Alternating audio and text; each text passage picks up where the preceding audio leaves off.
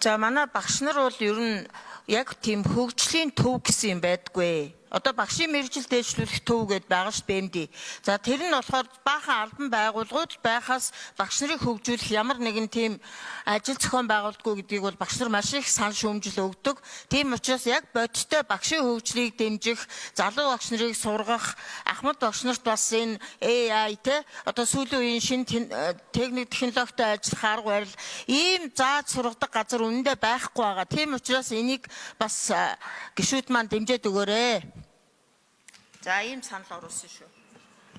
За баярлалаа. Мөнхтөн гишүүний саналыг дэмжиж гэсэн томьёолоор санал ураалт.